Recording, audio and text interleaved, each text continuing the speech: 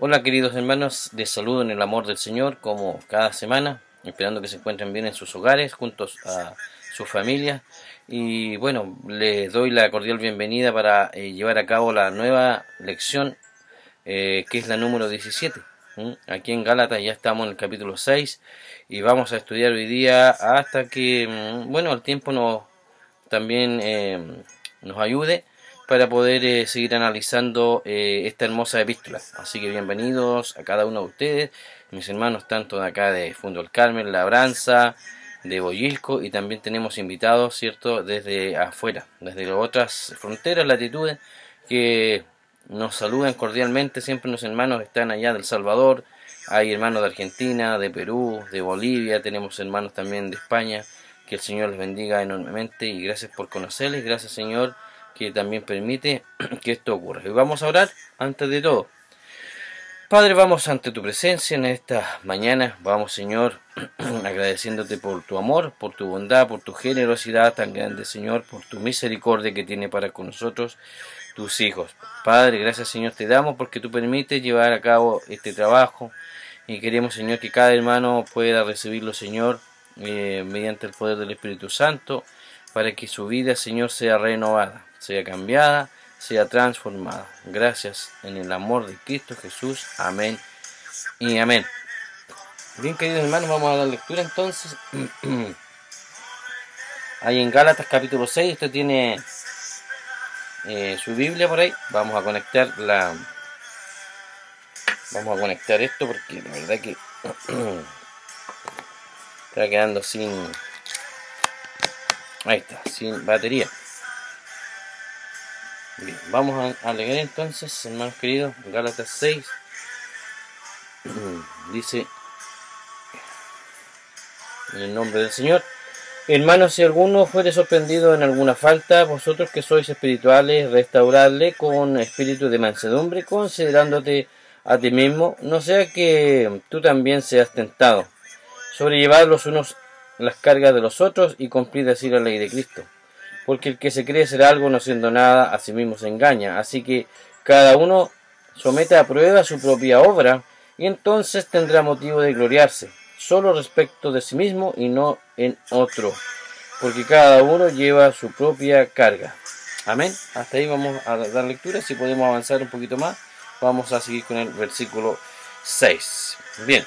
Entonces, hermanos amados, continuando este estudio en la epístola ahí de nuestro apóstol Pablo a los Gálatas, nos encontramos en la sección práctica de la carta que comenzó en el capítulo 5 y se trata el tema de la santificación práctica por el Espíritu. Vemos allí que el ser salvo por fe y vivir bajo la ley prácticamente perpetúa la caída del principio de la gracia. Entonces, queridos hermanos, eso fue lo que vimos en los primeros 15 versículos, y luego en nuestra lección anterior vimos que el ser salvo por fe y andando en el Espíritu produce el fruto del Espíritu.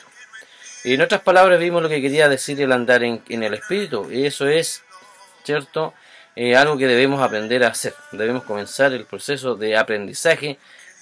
Nos caeremos pero nos levantaremos y deberemos continuar andando. Eso lo encontramos ahí en el capítulo 5, del versículo 16 al 26. Y al llegar hoy día, como dijimos, al capítulo ya 6, entramos en la tercera y última subdivisión de esta parte práctica, que abarca los primeros 10 versículos. Ahora veremos cómo el fruto del Espíritu afectará a nuestra vida. Hermanos, si alguno es sorprendido en alguna falta, vosotros que sois espirituales, restauradle con el espíritu de mansedumbre, considerándote a ti mismo, no sea que tú también seas tentado. Muy bien, entonces escuchen lo que aquí dice Pablo. Hermanos, si alguno fuere sorprendido en alguna falta. Ahora, ¿quién o a quién se refiere este alguno? Bueno, un término genérico e incluye a cualquier persona que sea creyente, y puede referirse a un hombre o a una mujer.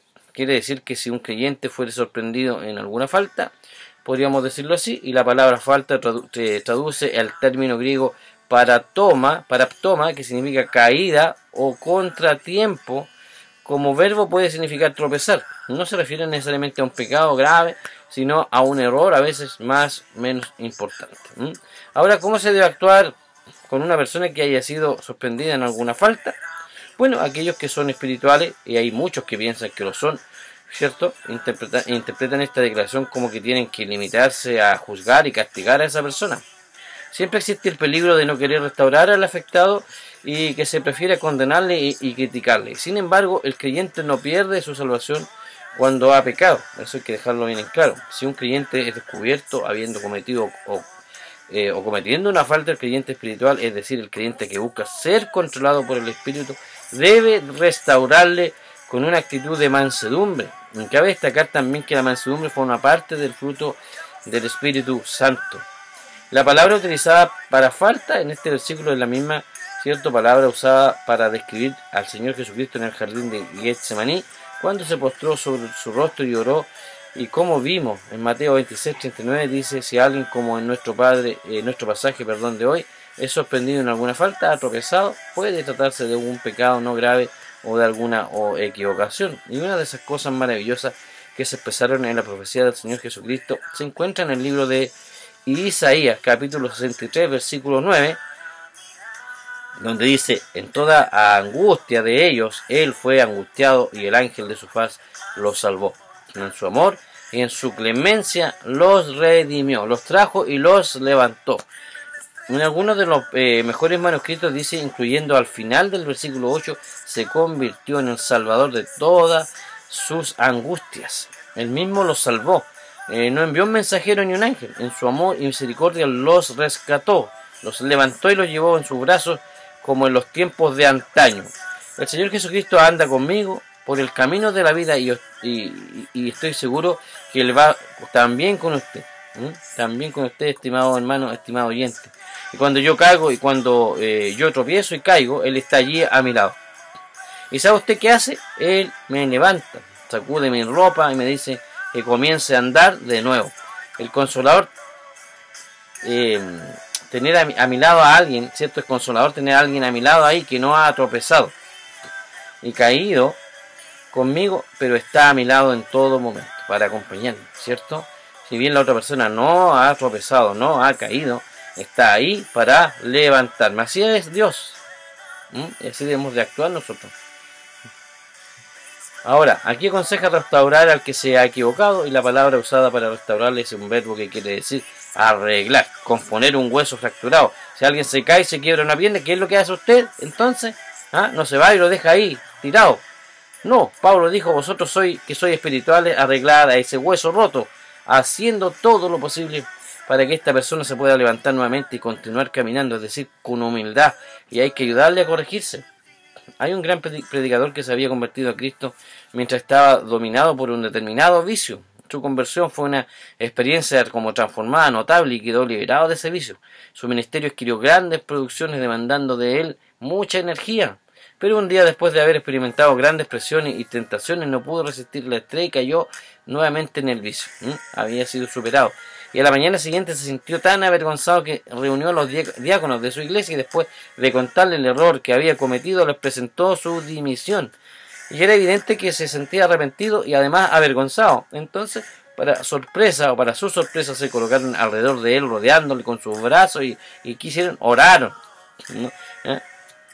Oraron, no aceptaron su dimisión, y alguien que estuvo ahí presente el domingo siguiente en su predicación matinal declaró que nunca había escuchado pronunciar un sermón tan efectivo que impactó a toda la congregación. Es que aquellos entonces diáconos se habían ahí comportado con él como verdaderos cirujanos, uniendo el hueso fracturado, colocándole en su lugar y lo restauraron. Restauraron ese hueso ahí. Entonces, ¿lo hicieron con qué? Con amor, con delicadeza y además con humildad. Y otras personas lo hubieran expulsado inmediatamente del ministerio, pero aquellos diáconos colocaron al pastor nuevamente sobre sus pies, y entonces Dios le utilizó de una manera extraordinaria después de este hecho acontecido. Y Pablo dijo: vosotros que sois espirituales, restaurarle. ¿Y cómo lo hace uno? Con el fruto del Espíritu: amor, gozo, paz, paciencia, benignidad, bondad, fe. Y ahora escuche, mansedumbre, esa es la palabra. Se le debe restaurar con espíritu de mansedumbre. ¿Y por qué? Considerándote, dice, a ti mismo, no sea que tú también seas tentado. No piense entonces usted que es inmune a aquello mismo que está señalando ahí con el dedo, apuntando, y por lo cual está reprochando y culpando ahí a su hermano. ¿Por qué? Por haberse equivocado. Y usted podría haber cometido el mismo error. Así que la actitud recomendada es restaurar al caído con amor y mansedumbre. Llegamos ahora al versículo 2 que dice: sobrellevad los unos las cargas de otros y cumplid así la ley de Cristo. Quisiéramos que usted observe con atención, porque es un versículo importante y muy importante en la Biblia. Hay varias palabras para traducir las cargas. Ya esto quiere decir que hay varias clases de cargas. Hay algunas cargas que se pueden compartir, otras que uno mismo debe llevar y no puede compartirlas con nadie más. Así que la respuesta a esa aparente contradicción es muy sencilla y satisfactoria. Y las cargas son aquellas cosas que todos nosotros tenemos en común. Todos tenemos carga. No todos somos ricos, pero todos tenemos carga. No todos gozamos la buena salud, pero tenemos igualmente carga. No todos tenemos un talento natural, así que no tenemos muchas características en comunes, pero todos sí tenemos carga. Hay un proverbio español que dice: no hay casa donde tarde o temprano no se haga silencio. El silencio llega a todos los hogares. También tenemos un proverbio que es francés que dice: cada uno piensa que su carga es la más pesada. Y Jorge Elbert lo expresó de esta manera: nadie conoce el peso de su carga de los demás. Una maestra con prolongada experiencia entre los niños solía decir: hasta los niños tienen su carga. Ahora, todos nosotros tenemos carga, pero no todos tenemos la misma carga. Lo que Pablo hizo en este capítulo 6 fue dividir las cargas en dos clases: cargas que podemos compartir y cargas que debemos llevar solo, que no podemos compartir. Y aquí vamos a analizarla. Dice así entonces: así que continuamos llevando mutuamente las cargas de cada uno. La palabra griega para carga es varos, que significa algo pesado. Nuestro Señor la usó en Mateo 20:12 cuando habló sobre aquellos que habían soportado la carga y el calor del día. La misma palabra fue también usada en la iglesia primitiva ahí en los Hechos 15:28 cuando se reunió en el primer concilio de Jerusalén y se tomó la siguiente decisión: ha parecido bien al Espíritu Santo y a nosotros no imponernos ninguna carga más que estas cosas necesarias. Así que allí se estaba hablando de una carga que los cristianos debían compartir con la iglesia en Jerusalén. Alguien ha dicho que una carga equivale solo a media carga cuando la están llevando entre dos. Divide las cargas. Vamos a utilizar entonces el siguiente ejemplo. Una mujer subió a un autobús llevando ahí una canasta grande. Se sentó ahí en un asiento y puso una gran canasta sobre sus piernas ahí, y el pasajero que estaba ahí de pie a su lado, consciente del peso, le dijo a la mujer que por qué no lo dejaba abajo en el suelo. Y así se evitaba llevar esa carga tan grande en su rodilla. Este autobús puede entonces cargar tanto la canasta, dijo, como a usted. Muchos de nosotros tenemos cargas que podamos compartir con los demás y las debiéramos de compartir. La palabra griega para carga es varos, dijimos, ¿cierto?, que hemos mencionado ya antes, incluyendo el significado de falta y la frase: si alguno fuere sorprendido en alguna falta. Esta es una carga que usted puede ayudar a esa persona a llevar la carga. Puede tratarse de una enfermedad, una debilidad, una ignorancia, una presión, una tensión o cierto dolor de una aflicción. Todos tienen un fallo, un defecto que constituyen perdón, un peso, una carga. Muchas veces caemos y vemos a un hermano caer. De ahí el pedido del apóstol a aquellos que quieren dejarse controlar por el Espíritu para que restauren a tal persona. Hay otra carga que usted y yo podemos compartir. Me refiero a las tensiones de nuestro tiempo, el tomar algo que nos relaje, nos resolverá algunos de nuestros problemas, ¿cierto? Estamos viviendo en los tiempos en los que experimentamos tensiones, presiones, que la familia humana también jamás había experimentado antes. Especialmente las personas que viven o vivimos ahí en zonas pobladas, ciudades grandes, se enfrentan o nos enfrentamos a grandes presiones y recibimos nueva información a gran velocidad. Tenemos que tomar decisiones rápidas, casi sin tiempo para reflexionar en ella. Por otra parte, nuestra actividad bajo la presión del tiempo, ¿cierto?, que andamos corriendo, ahí está otra carga más que tenemos a diario. Todo este proceso entonces produce un gran desgaste físico, emocional, y a veces produce cansancio físico y también mental. Hay como que estamos un poco ya saturados. Y hay un tercer tipo de carga que usted y yo podemos compartir, que es la carga conocida como la aflicción, el peso de una tragedia, un dolor, una tristeza, desilusión, ¿cierto?, como la depresión.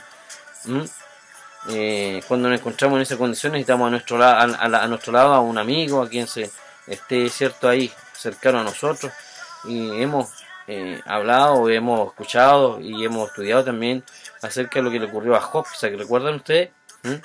Que era que los amigos ahí no eran como los mejores, y incluso se critica a esta clase de amigos del patriarca Job por haberle sometido a una verdadera maratón de conversaciones y razonamientos inculpatorios, pero en realidad antes de aconsejarle pasaron 7 días acompañándole sin atreverse a decir nada y afligiéndose con él. Esa parte igual es importante considerarla. Y en un libro de historia natural encontramos la siguiente frase que dice: el hombre es el único ser que no sabe nada y no puede aprender nada sin que se le enseñe. No puede hablar, ni caminar, ni comer, y en pocas palabras no puede hacer nada frente a las acciones e influencias de la naturaleza sin llorar. Todo lo que usted y yo podemos hacer cuando llegamos a este mundo es llorar, ¿cierto? Llegamos a la vida con un grito, necesitamos consuelo desde el mismo principio de nuestros días y durante toda la vida necesitamos un consuelo debido al hecho de que hemos nacido en este mundo de aflicciones. Y en el libro, ahí en Ruth 2.13, pudimos leer las siguientes palabras de Ruth a Booz, que dice: me has consolado. Ella era extranjera, había llegado de un país lejano y de quien se esperaba que se mantuviera apartada y al margen de la sociedad, pero a su vida llegó a alguien que mostró interés por ella y le hizo objeto de atención. Por eso ella pudo decir con gratitud: me has consolado, me has consolado. Tenemos otro ejemplo ahí, María, cuando quebró este recipiente de alabastro con un ungüento sobre el Señor. Lo hizo poco antes de la crucifixión, porque ella sabía lo que iba a ocurrir. Y nadie más apareció ser consciente de lo que estaba sucediendo. Y el Señor dijo ahí en Mateo 26:12: al derramar este perfume sobre mi cuerpo, lo ha hecho a fin de prepararme para la sepultura, dijo el Señor. De todos los que allí estaban, solo ella comprendió los sufrimientos del Señor. Jesús entonces añadió este comentario sobre ella: de cierto os digo que donde quiera que se predique este evangelio en todo el mundo, también se contará lo que está hecho. ¿Para qué? Para memoria de ella. Y podemos decir que la fragancia de aquel perfume se extendió por todo el mundo. Así que el dolor es algo que usted puede compartir. Habrá algunos que en su aflicción se acercarán a usted. Luego ahí el apóstol Pablo dijo: el que se cree ser algo no siendo nada, a sí mismo se engaña. Algo tiene que ser quitado de la vida si un creyente va a compartir una carga, y es la vanidad.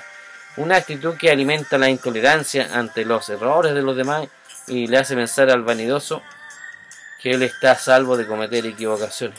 El remedio para esta presunción se encuentra en el próximo versículo, que dice: así que cada uno someta a prueba su propia obra, y entonces tendrá solo en sí mismo y no en otro motivo para presumir.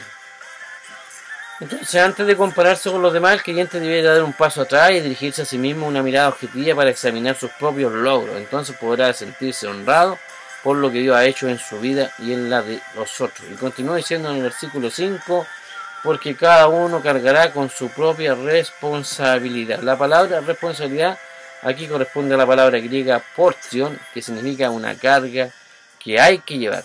Esta palabra se usa entonces para hablar de la carga de un barco.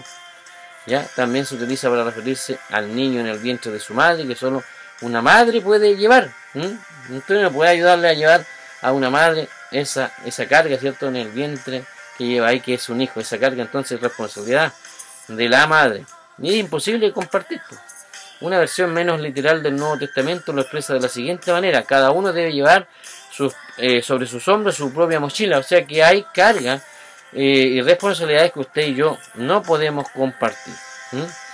En cierto sentido, cada vida está separada, aislada, como en cuarentena, como estamos ahora, como está en muchas partes, con respecto a toda otra vida. Por tal motivo, algunas cargas tenemos que sobrellevarlas en solitario, y mencionaremos algunas de ellas.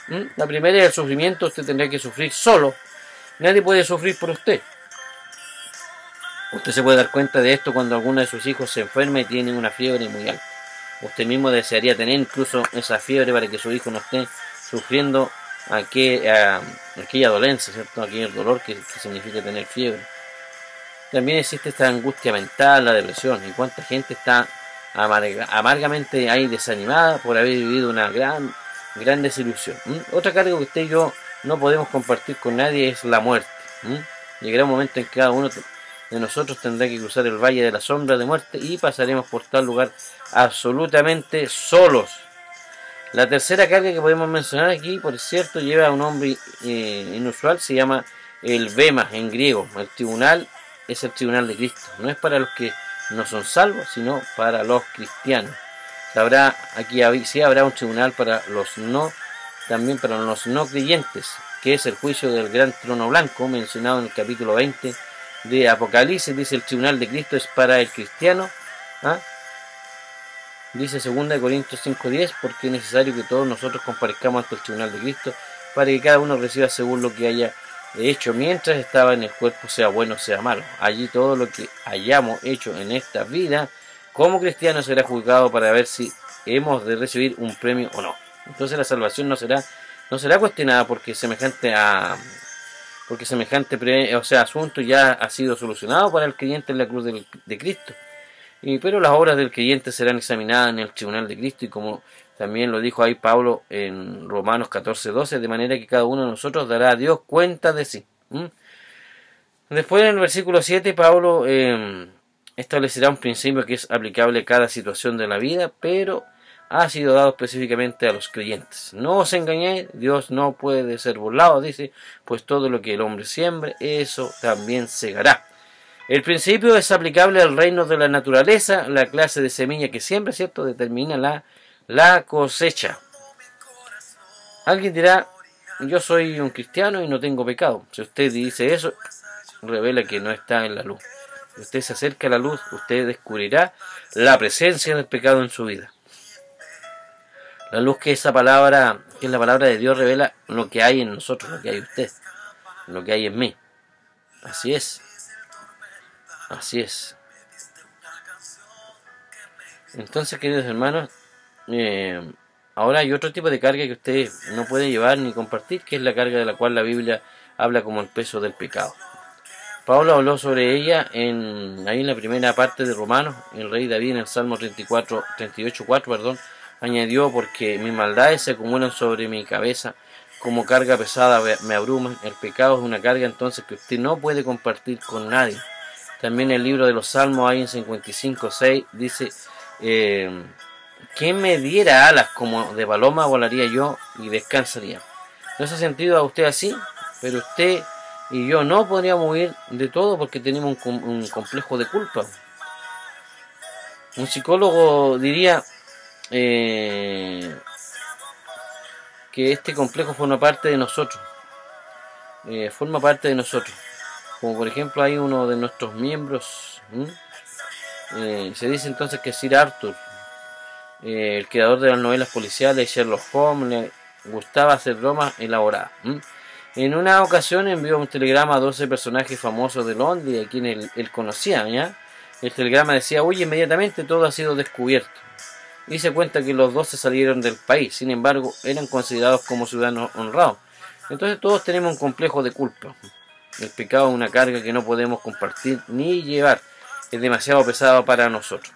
Solo hay un lugar donde usted puede librarse de esa carga, y es en la cruz de Cristo. Dice el Salmo 55:22: echa sobre el Señor tu carga y Él te sostendrá. No dejará para siempre caído al justo. Y el Señor Jesús dijo ahí en Mateo 11:28: venid a mí todos los que estáis trabajados y cargados, y yo os haré descansar. Solo Cristo entonces puede levantar hoy esta carga pesada, que es la carga del pecado, porque Él pagó el castigo por el pecado. Solo Dios puede entonces quitarla de usted y quitarla de mí.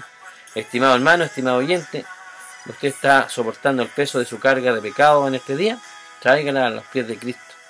El Señor Jesucristo ya la llevó por usted. Si usted por la fe acepta este sacrificio a favor suyo y le pide que tome el control de su vida, ya puede usted respirar aliviado y darle gracias por el perdón de sus pecados, por salvación y además por la vida eterna.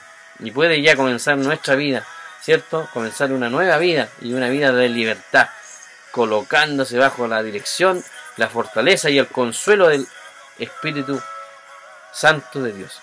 Solo Él puede darnos ese consuelo, solo Él puede direccionarnos, solo Él puede fortalecernos, liberarnos, restaurarnos. Amén.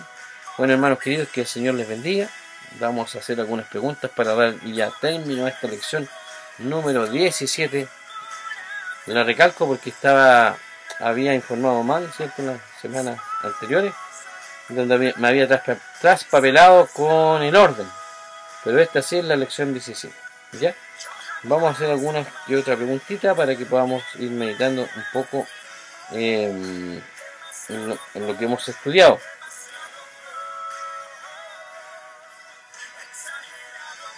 ¿Qué pautas da Pablo allí? ¿Cómo podemos aplicarle en la actualidad sobre cómo llevar la carga del otro? Las últimas instrucciones de Pablo están ligadas entre sí por el principio de que cosechamos según lo que sembramos. Analice de qué maneras es relevante entonces esto que dijo Pablo. La santidad entonces es una cosecha. Que la recojamos o no depende entonces casi enteramente de lo que sembramos y dónde lo sembramos. ¿Qué significa entonces sembrar para agradar la naturaleza pecaminosa? ¿Usted está sembrando para agradar la naturaleza pecaminosa o para agradar al Señor? Ahí es para meditar un poquito. Así que, hermanos amados, con esto vamos concluyendo nuestra lección. Que el Señor les bendiga. Nos vemos la próxima semana.